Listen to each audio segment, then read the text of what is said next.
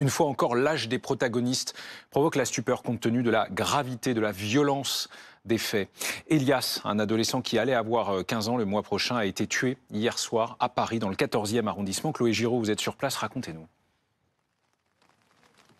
Écoutez, cet adolescent, Elias, il sortait en fait de son entraînement de football ici dans le 14e arrondissement hier soir lorsque deux individus arrivent vers lui, lui réclament son téléphone portable, ce qu'il va refuser et ils vont alors lui asséner un coup de couteau au niveau de l'épaule, coup de couteau qui lui sera fatal puisqu'il décédera dans les heures qui suivent des suites de ses blessures. Il est décédé aujourd'hui aux alentours de la mi-journée. Ces agresseurs, eux, ont initialement pris la fuite après cette agression, mais ils ont rapidement été interpellés par les forces de l'ordre. Ils sont eux aussi mineurs, âgés de 16 et 17 ans, connus de la justice déjà pour des faits de vol avec violence. Et ils avaient d'ailleurs interdiction d'entrer en contact l'un avec l'autre. Ce que je peux vous dire également, c'est qu'ici, depuis tout à l'heure, on a pu échanger avec plusieurs parents dont les enfants s'entraînent ici, à ce stade, à ce centre sportif Jules Noël, et qui sont pour certains assez excédés, qui nous parlent de faits qui sont parfois récurrents ici, d'attroupement de jeunes, parfois de violence. Je vous propose d'écouter la maman d'un de ces jeunes. Jusqu'à quand et est-ce qu'il y aura des mesures qui vont être prises? Elle me dit qu'elle va revenir lundi nous en parler. Mais maintenant, c'est plus possible, quoi. De ôter la vie à un enfant juste pour un téléphone. C'est pas possible qu'en 2025, on soit encore dans cette insécurité. Je veux dire, nous, ce qu'on attend, c'est c'est que nos enfants partent au stade, jouer, se divertir et revenir en vie. Voilà, vous entendez cette maman assez excédée qui a interpellé la maire du 14e arrondissement de Paris qui était ici il y a quelques minutes. Quant au club de football du jeune adolescent décédé, eh bien, il a annoncé que l'ensemble des matchs et des entraînements seraient annulés, et ce jusqu'à mardi. Merci Chloé Giraud, merci également à Vincent Gauthier qui vous accompagne dans le 14e arrondissement de Paris, dont la maire est avec nous. Bonsoir Karine Petit. Bonsoir. Soyez la bienvenue dans Newsbox. Vous êtes donc maire Les Écologistes du 14e arrondissement de Paris, où s'est déroulé ce drame hier soir. Reda Didier est aussi avec nous. Bonsoir. Bienvenue. Bonsoir. Vous êtes fondateur de l'association Graines de France. Thibaut Chevillard, journaliste police-justice de 20 minutes, nous accompagne. Bienvenue Thibaut. Madame la maire du 14e arrondissement de Paris, vous venez de vous rendre sur les lieux de l'agression, sur les lieux de l'agression d'Elias, qui a donc perdu la vie pour un téléphone portable. Vos premiers mots ce soir? D'abord, en fait, il y a 24 heures, Elias devait certainement à cette heure-là se rendre au stade Jules Noël pour son entraînement de foot et retrouver ses entraîneurs et ses copains. Et il y a moins de 24 heures... Et 24 heures après, je me retrouve ici sur un plateau pour parler de lui et parler de sa vie et du coup de son décès. Hier soir aussi, j'étais sur place après l'appel de la préfecture de police. Je me suis rendue sur place et j'ai vu les entraîneurs d'Elias. Et puis je suis retournée aussi cet après-midi auprès de ses copains de club, de ses entraîneurs au siège du club de foot. Donc on est traversé, on est transpercé, enfin on est vraiment traversé par la sidération, la très grande douleur. Il y avait une douleur infinie, une tristesse infinie qui s'exprimait. Aujourd'hui, le temps, il est au deuil et je souhaite, moi, avec beaucoup d'humilité, comme mère, MAIRE, comme maman aussi, mais j'espère en tout cas que tous les adultes trouveront les mots de réconfort, de soutien en direction de la famille, des parents d'Elias, de sa famille, de ses copains, de ses amis, et puis aussi de ce club de foot qui est super en fait, tous les jours de l'année. Donc c'est très dur. Qu'est-ce que vous pouvez nous dire ce soir sur Elias? Il aurait eu 15 ans le mois prochain. Mais quand je suis rentrée chez moi hier soir à 23h, j'avais en ligne l'équipe du préfet de police de Paris et mon fils était à la maison et donc il a entendu mon échange téléphonique et je me dis en fait tout ça est tellement difficile à appréhender qu'on doit le faire avec d'abord beaucoup de on doit être responsable, on n'est pas dans le déni, on est sous le choc. Et puis, comme mère, on doit aussi essayer de trouver les paroles pour rassurer. Puis aussi pour agir. Et Elias, c'est totalement traumatisant que, en fait, c'est vrai, aujourd'hui, à Paris, on sort de son stade préféré et on y rencontre la mort.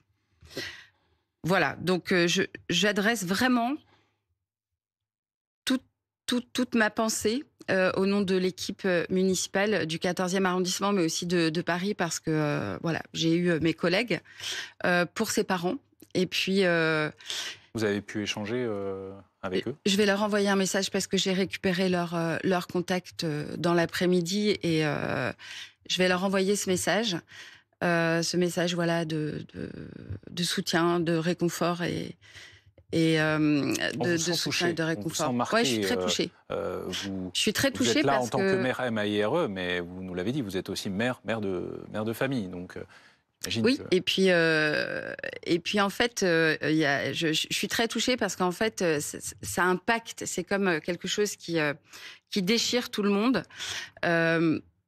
Ceux qui agissent tous les jours sur un stade de foot ou dans une association sportive, le club de prévention, la police, vous voyez, et votre journaliste l'a dit, la police a réagi très vite, les secours, les pompiers, le SAMU, l'hôpital Necker, tout le monde a réagi très vite et pourtant, en fait, on n'arrive pas à empêcher la mort. Et j'ai reçu un message de la ministre de la Jeunesse et des Sports qui apportait son soutien et je lui ai dit que je la remerciais beaucoup et très sincèrement pour son message.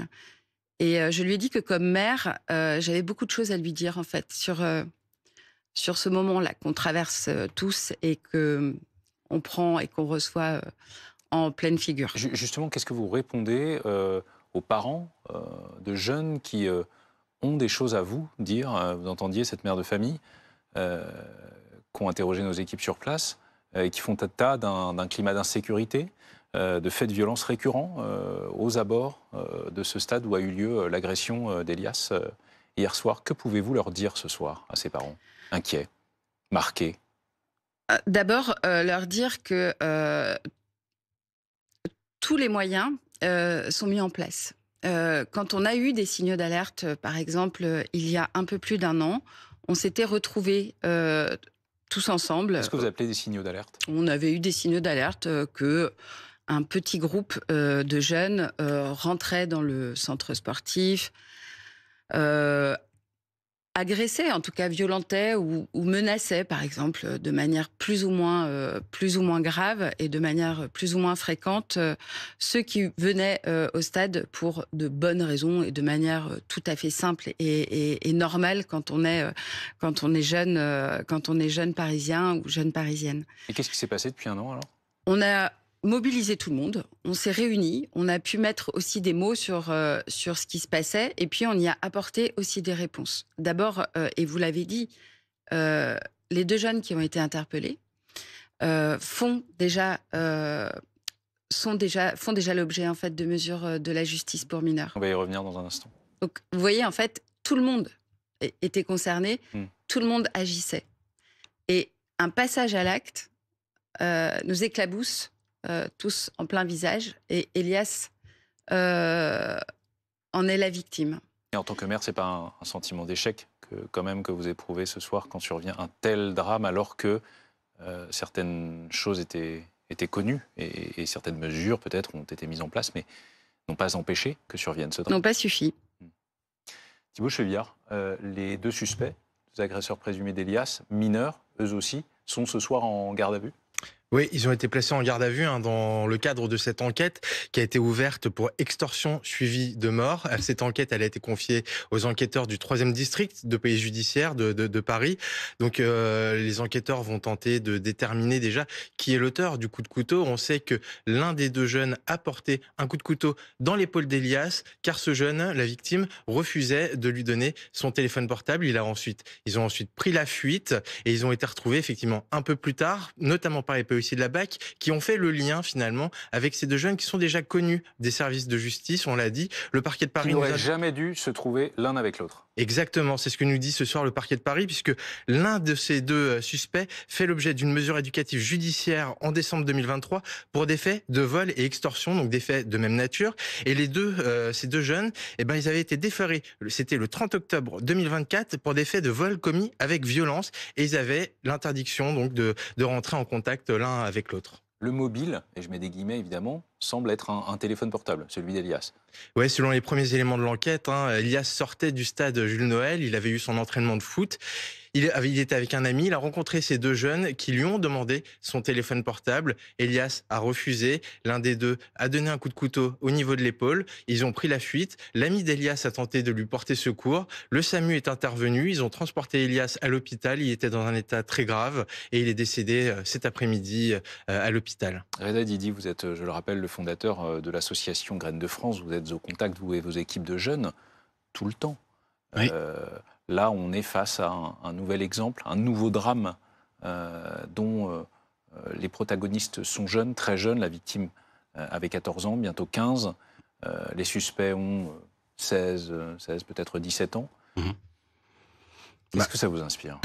D'abord, une profonde tristesse pour nous, en tant qu'acteurs de terrain, pour les éducateurs qui travaillent, les associations, tous les accompagnants, tous les encadrants, tous les adultes qui sont près de ces jeunes. C'est toujours, c'est toujours une forme d'échec que d'arriver à ce résultat-là.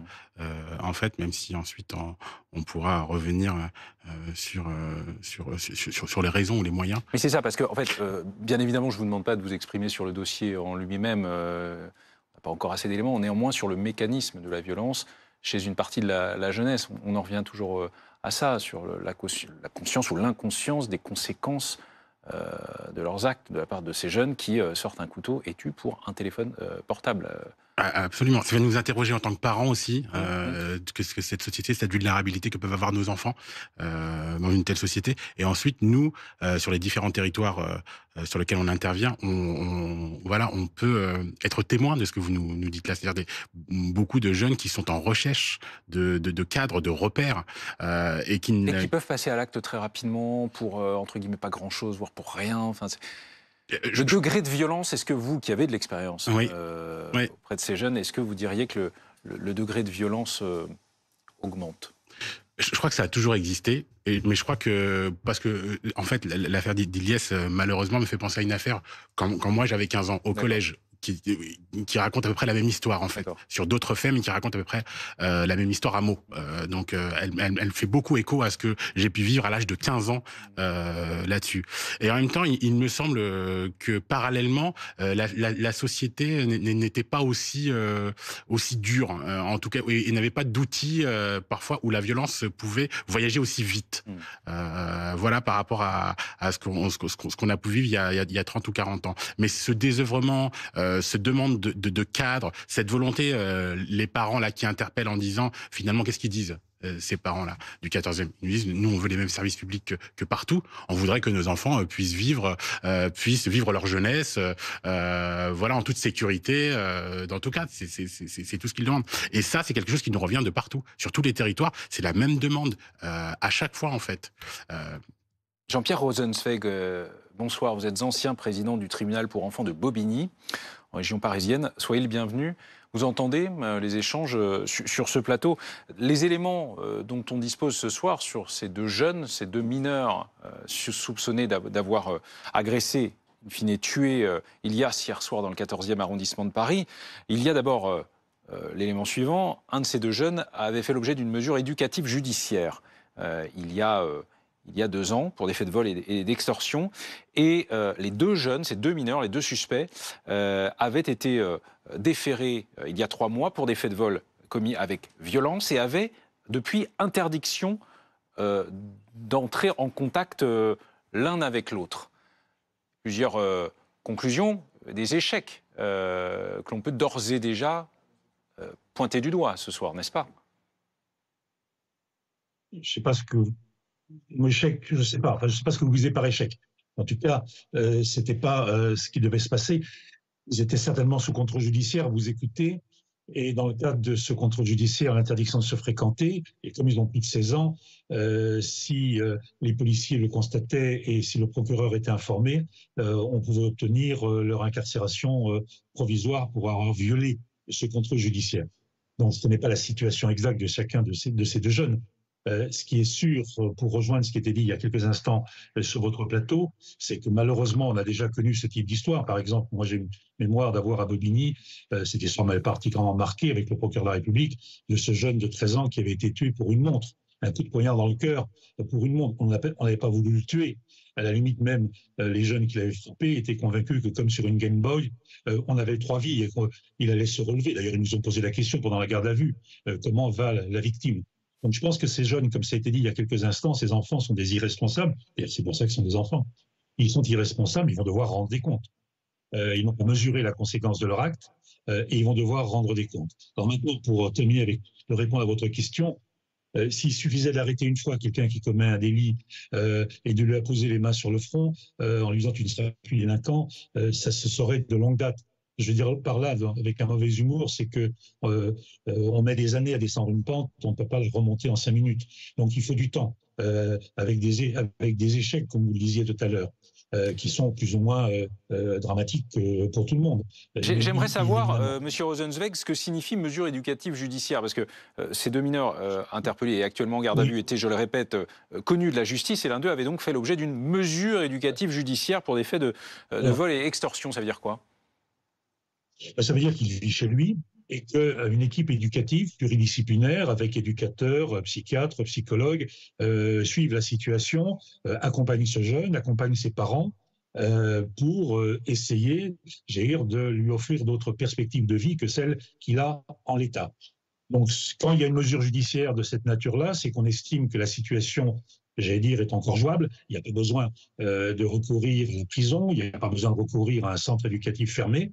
On estime qu'on peut, j'allais dire, faire évoluer la situation en s'appuyant sur le jeune, mais aussi en s'appuyant sur les parents. Quand je parlais d'échec tout à l'heure, j'en reviens à ça, Monsieur Rosenzweig. Est-ce que le professionnel de justice que vous êtes ne se dit pas, au regard des éléments dont on dispose ce soir, précisément, ça a échoué. Enfin, ce jeune n'a pas du tout été remis sur le droit chemin.